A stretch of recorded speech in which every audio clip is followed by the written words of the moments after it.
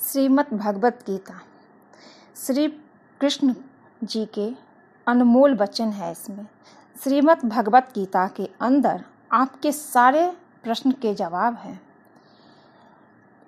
कहते हैं श्रीमद् भगवत गीता का पाठ जो करते हैं या सुनते हैं उनके कुंडली में जो भी दोष होता है वो दूर हो जाता है। उसके घर में कभी किसी भी प्रकार की क्षति नहीं होती है। इसलिए कहते हैं हर मनुष्य को भगवत गीता का पाठ करना चाहिए या सुनना चाहिए। इससे हर प्रश्न का जवाब मिलता है, हर मुश्किलें दूर होती है और अंत में मोक्ष की प्राप्ति होती है। इसलिए भगवत गीता का पाठ पढ़ने और सुनने से बहुत ही लाभ मिलता है। आइए सुनते हैं श्रीमद् भगवत गीता के श्री कृष्ण जी के कुछ अनमोल वचन। कृष्ण कहते हैं, ऐसा कोई नहीं जिसने भी इस संसार में अच्छा कर्म किया हो और उसका बुरा अंत हुआ है, चाहे इस काल में हो या आने वाले काल में। कहा गया है कि कर्म ही धर्म है, इसलिए हमें कर्म करते जाना चाहिए, फल अपने आप हमें मिलेगा। इस दुनिया में जितने भी लोग सफल हुए हैं सब लोग अपने कर्म के लिए ही हुए हैं। उन्होंने बिना कुछ सोचे समझे लोगों की नकारात्मक बातों को अपने से दूर रखकर अपने कार्यों को पूर्ण किया और आखिर में उन्हें सफलता प्राप्त हुई है। कृष्ण कहते हैं, हे अर्जुन, मैं भूत, वर्तमान और भविष्य के सभी प्राणियों को जानता हूँ, किंतु वास्तविकता में कोई मुझे नहीं जानता। जो भी मनुष्य अपने जीवन आध्यात्मिक ज्ञान के चरणों के लिए दृढ़ संकल्पों में स्थिर है, वो समान रूप से संकटों के आक्रमण को सहन कर सकते हैं और निश्चित रूप से यह व्यक्ति खुशियाँ और मुक्ति पाने का पात्र है। जो खुशियाँ बहुत लंबे समय के परिश्रम और सीखने से मिलती है, जो दुख से अंत दिलाता है, जो पहले विष के समान होता है परंतु बाद में अमृत के जैसा होता है, इस तरह की खुशियाँ मन की शांति से जागृत होती है। भगवान या परमात्मा की शांति उनके साथ होती है जिसके मन और आत्मा में एकता, सामंजस्य हो, जो इच्छा और क्रोध से मुक्त हो, जो अपने स्वयं खुद के आत्मा को सही मायने में जानते हो। नरक के 3 चीज़ों से नफरत करता है, वासना, क्रोध और लोभ। परमात्मा कहते हैं, जो भी मनुष्य अपने जीवन में नफरत की भावना, लोभ, मोह, माया, वासना रखते हैं, उनके लिए नरक ही सही जगह होता है। किसी दूसरे के जीवन के साथ पूर्ण रूप से जीने से बेहतर है कि हम अपने स्वयं के भाग्य के अनुसार अपूर्ण जिए। एक उपहार तभी पवित्र है जब वो सही हृदय से किसी सही व्यक्ति को सही समय और सही जगह पर दिया जाए और जब उपहार देने वाला व्यक्ति के दिल में उस उपहार के बदले कुछ पाने की उम्मीद ना रखता हो। अपने कर्म पर अपना दिल लगाए, ना कि उसके फल पर। सभी काम ध्यान से करो, करुणा द्वारा निर्देशित किए हुए हैं। हर व्यक्ति का विश्वास उसकी प्रकृति के अनुसार होता है। जीवन के स्वार्थ को भूल कर त्याग का भावना को लाना चाहिए। अपने कर्तव्य का पालन करना जो कि प्रकृति द्वारा निर्धारित किया हो, वो कोई पाप नहीं है। आपके कर्म करने का अधिकार है, आपको कर्म करने का अधिकार है, परंतु फल पाने का नहीं। आपको इनाम या फल पाने के लिए किसी भी क्रिया में भाग नहीं लेना चाहिए और ना ही आपको निष्क्रियता के लिए लंबे समय तक करना चाहिए। इस दुनिया में कार्य करें अर्जुन एक ऐसे आदमी जिन्होंने अपने आप को स्वयं सफल बनाया बिना किसी स्वार्थ के, और चाहे सफलता हो या हार हमेशा एक जैसे हो। अगर हम फल की आशा में कार्य करेंगे तो ना तो हमारे कार्य सफल हो पाएंगे और ना ही हम अपने लक्ष्य तक पहुंच पाएंगे। सन्निहित आत्मा के अनंत का अस्तित्व है, अविनाशी और अनंत है। केवल भौतिक शरीर तथ्यात्मक रूप से खराब है। इसलिए हे अर्जुन, लड़ते रहो। गर्मी और सर्दी, खुशी और दर्द की भावनाएं उनकी वस्तुओं के साथ होश से संपर्क के कारण होता है। वे आते हैं और चले जाते हैं, लंबे समय तक बरकरार नहीं रहते। आपको उन्हें स्वीकार करना चाहिए। पृथ्वी में जिस प्रकार मौसम में परिवर्तन आता है, उसी प्रकार जीवन में भी सुख दुख आता जाता रहता है। मैं आत्मा हूँ जो सभी प्राणियों के हृदय दिल से बंधा हुआ हूँ।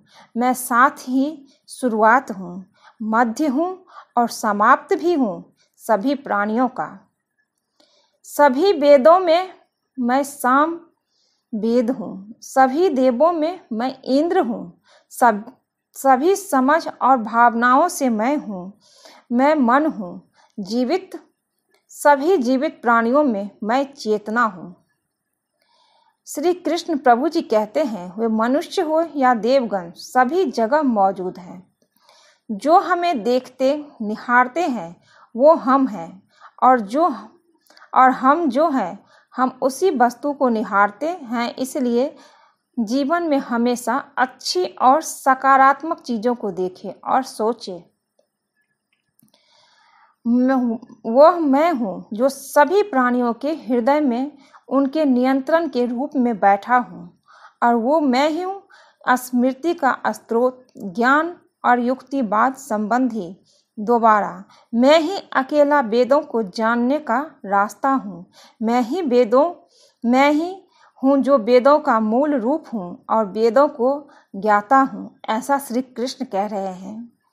स्वर्ग प्राप्त करने और वहाँ कई वर्षों तक वास करने के पश्चात एक असफल योगी का पुनः एक पवित्र और समृद्ध कुटुंब में जन्म होता है। जो इस ज्ञान में विश्वास नहीं रखते, मुझे प्राप्त किए बिना जन्म और मृत्यु के चक्र का अनुगमन करते रहते हैं।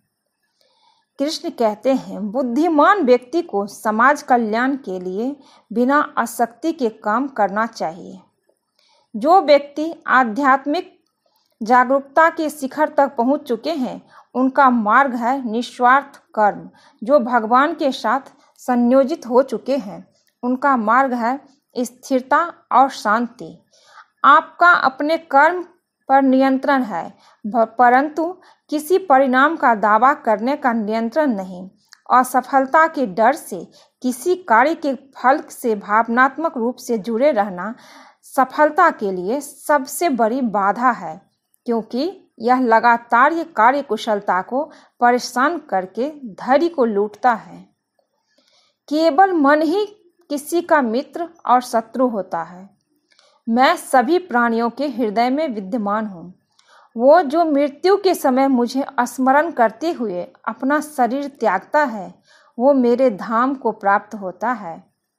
इसमें कोई संशय नहीं है। हजारों लोगों में से कोई एक पूर्ण रूप से कौशिक प्रयास कर सकता है, और वो जो पूर्णता पाने में सफल हो जाता है, मुश्किल से ही उनमें से कोई एक सच्चे मन से मुझे जानता है। स्वार्थ से भरा हुआ कार्य इस दुनिया को कैद में रख देगा। अपने जीवन से स्वार्थ को दूर रखें, बिना किसी व्यक्तिगत लाभ के। यद्यपि मैं इस तंत्र का रचयिता हूँ, लेकिन सभी को यह ज्ञात होना चाहिए कि मैं कुछ नहीं करता और मैं अनंत हूँ। वो जो भी इच्छाएं त्याग देता है, वो और मैं और मेरा की लालसा और भावना से मुक्त हो जाता है, उसे शांति प्राप्ति होती है। मेरे लिए ना कोई घृणित है ना प्रिय, किंतु जो व्यक्ति भक्ति के साथ मेरी पूजा करते हैं वो मेरे साथ हैं और मैं भी उनके साथ हूँ। मैं उष्मा देता हूँ, मैं वर्षा करता हूँ और रोकता भी हूँ। मैं अमृत भी हूँ और मृत्यु भी हूँ। बुरे कर्म करने वाले सबसे नीच व्यक्ति जो राक्षसी प्रवृत्तियों से जुड़े हुए हैं और जिनकी बुद्धि माया ने हर ली है, वो मेरी पूजा या मुझे पाने का प्रयास नहीं करते। जो कार्य में निष्क्रियता और निष्क्रियता में कार्य देखता है वो एक बुद्धिमान व्यक्ति है। मैं धरती की मधुर सुगंध हूँ, मैं अग्नि की उष्मा हूँ। सभी जीवित प्राणियों का जीवन और सन्यासियों का आत्म संयम हूँ। भले ही सबसे बड़ा पापी दिल से मेरी पूजा तपस्या करे, वो अपने सही इच्छा की वजह से होता है। वो जल्द ही शुद्ध हो जाते हैं और चिरस्थायी अनंत शांति प्राप्त करते हैं। इन शब्दों में मेरी प्रतिज्ञा है, जो मुझे प्रेम प्यार करते हैं वो कभी नष्ट नहीं होते। मैं सब समय हूँ, सबका नाशक। मैं आया हूँ दुनिया को उपभोग करने के लिए। तुम किसके लिए शोक करते हो जो शोक करने के योग्य नहीं, और फिर भी ज्ञान की बातें करते हो। बुद्धिमान व्यक्ति ना जीवित और ना ही मृत के लिए शोक करते हैं। कभी ऐसा समय नहीं था जब मैं तुम या ये राजा महाराजा अस्तित्व में नहीं थे, ना ही भविष्य में कभी ऐसा होगा कि हमारा अस्तित्व समाप्त हो जाए। कर्म मुझे बांधता नहीं, क्योंकि मुझे कर्म के प्रतिफल की कोई इच्छा नहीं। जो वास्तविकता में मेरे उत्कृष्ट जन्म और गतिविधियों को समझता है, वो शरीर त्यागने के बाद पुनः जन्म लेता नहीं और मेरे धाम को प्राप्त होता है। अपने परम भक्तों जो हमेशा स्मरण या एक चित्त मन से मेरा पूजन करते हैं, मैं व्यक्ति रूप में उनके कल्याण का उत्तरदायित्व लेता हूँ। क्योंकि भौतिकवादी श्री कृष्ण के आध्यात्मिक बातों को समझ नहीं सकते हैं, उन्हें यह सलाह दी जाती है कि वे शारीरिक बातों पर ध्यान केंद्रित करें और देखने की कोशिश करें कि कैसे श्री कृष्ण अपने शारीरिक अभ्यावेदन से प्रकट होते हैं। वासना, क्रोध और लालच हमेशा नरक के दरवाजे पर खड़े करते हैं। कर्म योग वास्तव में एक परम रहस्य है। कर्म उसे नहीं बांधता जिसने काम का त्याग कर दिया है। क्रोध से पूरा भ्रम पैदा होता है और भ्रम से चेतना में घबराहट। अगर चेतना ही घबराया हुआ है तो बुद्धि तो घटेगी ही, और जब बुद्धि में कमी आएगी तो एक के बाद एक गहरे खाई में जीवन डूबती नजर आएगी। जीवन में कभी भी गुस्सा क्रोध ना करे, यह आपके जीवन को विध्वंस कर देगा। सभी अच्छे काम छोड़कर बस भगवान के पूर्ण रूप से समर्पित हो जाओ। मैं तुम्हें सभी पापों से मुक्त कर दूंगा। शोक मत करो, ऐसा श्री कृष्ण कह रहे हैं। क्रोध से भ्रम पैदा होता है और भ्रम से बुद्धि व्यग्र हो जाती है, और जब बुद्धि व्यग्र होती है तो मनुष्य का पतन हो जाता है। किसी और का काम पूर्णता से करने से अच्छा है कि आप अपना काम करें, भले ही उसे अपूर्णता से करना पड़े। मैं उन्हें ज्ञान देता हूँ जो सदा मुझसे जुड़े रहते हैं और जो मुझसे प्रेम करते हैं। वह जो अपने भीतर अपने स्वयं से खुश रहता है, जिसके मनुष्य जीवन एक आत्मज्ञान है और जो अपने खुद में संतुष्ट है, पूरी तरीके से तृप्त है, उसके लिए जीवन में कोई कर्म नहीं है। अपनी इच्छा शक्ति के माध्यम से अपने आप को नई आकृति प्रदान करें। कभी भी स्वयं को अपने आत्मा इच्छा से अपमानित न करें। इच्छा एकमात्र मित्र दोस्त होता है स्वयं का, और इच्छा ही एकमात्र शत्रु है स्वयं का। मैं सभी प्राणियों को समान रूप से देखता हूँ, ना कोई मुझे कम प्रिय है ना अधिक, लेकिन जो मेरी प्रेम पूर्वक आराधना करते हैं वो मेरे भीतर रहते हैं और मैं उनके जीवन में आता हूँ। प्रबुद्ध व्यक्ति सिवाय ईश्वर के किसी और पर निर्भर नहीं करता। हे अर्जुन, केवल भाग्यशाली योद्धा ही ऐसा युद्ध करने का अवसर पाते हैं जो स्वर्ग के द्वार के समान है। भगवान प्रत्येक वस्तु में है और सबके ऊपर भी। बुद्धिमान व्यक्ति कामुक सुख में आनंद नहीं लेता। व्यक्ति जो चाहे बन सकता है यदि वो विश्वास के साथ इच्छित वस्तु पर लगातार चिंतन करे। उससे मत डरो जो वास्तविक नहीं है, ना कभी था ना कभी होगा। जो वास्तविक है वो हमेशा था और उसे कभी नष्ट नहीं किया जा सकता है। मनुष्य को अपने धर्म के अनुसार कर्म करना चाहिए।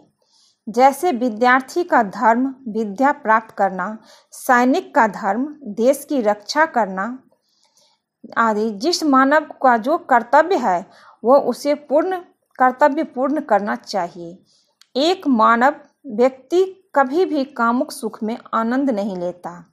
अगर ज्ञान के बाद घमंड का जन्म होता है तो वो ज्ञान जहर है।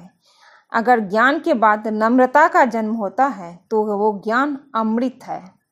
अच्छाई और बुराई इंसान के कर्मों से होती है। कोई बांस का तीर बनाकर किसी को घायल करता है तो कोई बांसुरी बजाकर बांस को सुख से भरता है। अगर ये वीडियो अच्छी लगी तो मेरे चैनल को सब्सक्राइब कर दीजिए, लाइक कर दीजिए, शेयर कर दीजिए और एक बार ये वीडियो सोने से पहले ज़रूर सुनिएगा। मिलती हूँ एक नई वीडियो में। जय श्री कृष्णा।